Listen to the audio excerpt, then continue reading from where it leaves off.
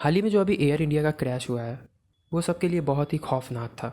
आज हम इस वीडियो में जानेंगे कि एयर इंडिया का जो क्रैश हुआ था उसका स्टॉक मार्केट पे क्या इफ़ेक्ट पड़ता है।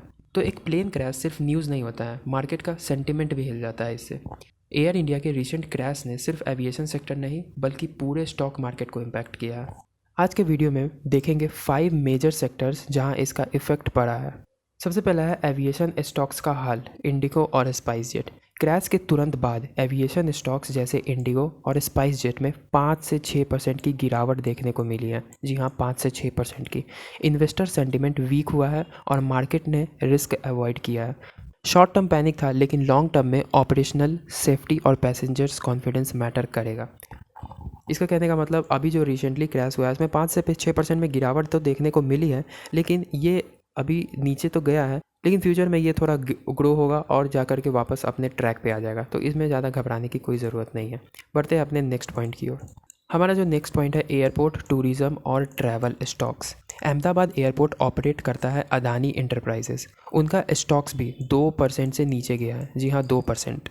टूरिज़्म और ट्रैवल प्लेटफॉर्म्स जैसे थॉमस कुक, आईएचसीएल भी प्रेशर में आए। जब लोग ट्रैवल अवॉइड करते हैं, ट्रैवल सेक्टर डायरेक्टली इम्पैक्ट होता है।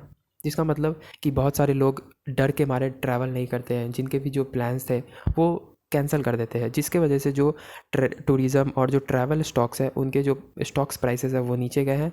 और आपको ये घबराने की ज़रूरत नहीं है क्योंकि ये थोड़े टाइम के लिए होता है और जब ये लोग नॉर्मल हो जाते हैं तो वापस से ये ट्रैक पे आ जाता है। लेकिन अभी इनमें 2% की गिरावट देखने को मिली है, जिससे आप इसका थोड़ा एडवांटेज ले सकते हैं। आप जा कर के टूरिज़्म और ट्रैवल के जितने भी स्टॉक्स हैं आप उन्हें खरीद सकते हो। हमारा जो नेक्स्ट पॉइंट है वो है Tata group and insurance impact. Air India Tata group का पार्ट है, लेकिन एक्सपर्ट्स कह रहे हैं कि इसका डायरेक्ट इम्पैक्ट ग्रुप के दूसरे लिस्ट स्टॉक्स पे नहीं पड़ेगा। लेकिन इंश्योरेंस क्लेम्स 1500 करोड़, जी हाँ, 1500 करोड़ तक जा सकते हैं। इससे एविएशन इंश्योरेंस और रीएश्योरेंस फर्म्स के कॉस्टिंग बढ़ सकती है। मतलब जिनकी भी उसमें डेथ हुई थी उन्हें ऐसा न्यूज़ में आ रहा है कि उन्हें 1-1 करोड़ मिलेंगे, लेकिन जो इंश्योरेंस कंपनी है, इंश्योरेंस कंपनी जैसे प्लेन क्रैश हुआ तो इंश्योरेंस कंपनी टाटा ग्रुप और जो भी एयर इंडिया है उस कंपनी को 1500 करोड़ तक का जो पैसा है वो मिलेगा। अभी ये न्यूज़ में है, अब पता नहीं एक्चुअल प्राइस तो अभी तक डिस्क्लोज़ नहीं हुआ है, लेकिन जब ये न्यूज़ आएगा तो मैं आपको वीडियो में बता दूंगा। लेकिन अभी एस्टिमेट किया जा रहा है कि 1500 करोड़ तक मिल सकते हैं, जिससे टाटा ग्रुप का जो भी अलग अलग सेक्टर्स है उन पे ज़्यादा इम्पैक्ट नहीं पड़ेगा। तो इसका मतलब ये है। हमारा जो दूसरा पॉइंट है उसका है इन्वेस्टर्स क्या करें अब सवाल ये होता है कि इन सब न्यूज़ को सुनने के बाद इन्वेस्टर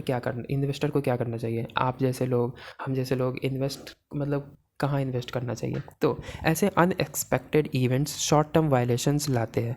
पैनिक सेलिंग मत करना, क्योंकि देखो ये जो रिसेंटली क्रैश हुआ है उसमें लोग घबरा जाते हैं, उसमें लोग पैनिक में आ जाते हैं और थोड़ा मोड़ा स्टॉक्स नीचे गिरना लाजमी है, क्योंकि मैंने आपको रीजंस बता दिए कि किन रीजंस के वजह से स्टॉक्स नीचे जाते हैं। बट ये थोड़े टाइम के लिए होता है, जैसे 1 साल या 2 साल के लिए। उसके बाद जैसे जैसे लोग भूल जाते हैं उसके बाद ये नॉर्मली अपने ट्रैक पे आ जाते हैं। अगर आप लॉन्ग टर्म इन्वेस्टर हो तो फंडामेंटल एनालिसिस, मैंने आपको बताया कि फंडामेंटल एनालिसिस देखो, डरना नहीं है। एविएशन और ट्रैवल स्टॉक्स अगर सही वैल्यूएशंस पे मिले तो अपॉर्चुनिटी भी हो सकता है। अगर क्योंकि जैसे अभी जो ट्रैवल और टूरिज्म के जो भी स्टॉक्स है वो नीचे गिरे हैं, ठीक है, नीचे गिरे हैं तो आप उनका फ़ायदा उठा सकते हो। आप उन स्टॉक्स को खरीद सकते हो क्योंकि आपको भी पता है अगर अगर वो स्टॉक्स उनके फंडामेंटल एनालिसिस अगर सही है तो आगे जाकर वो ग्रो होगा, क्योंकि थोड़े टाइम के लिए ये डिप आता है और डिप में आप फ़ायदा उठा सकते हो, ठीक है। अगला वीडियो ज़रूर देखना, क्योंकि अगली वीडियो में हम बात करेंगे कैसे क्राइसिस टाइम में स्मार्ट इन्वेस्टिंग की ज़्यादा ज़रूरत होती है। और मैं आपको वो अपॉर्चुनिटी बताऊंगा कि कैसे क्राइसिस में आप उनका फ़ायदा उठा सकते हो, अपॉर्चुनिटी उठा सकते हो अपने फ़ायदे के लिए। तो मिलते हैं किसी नेक्स्ट वीडियो में।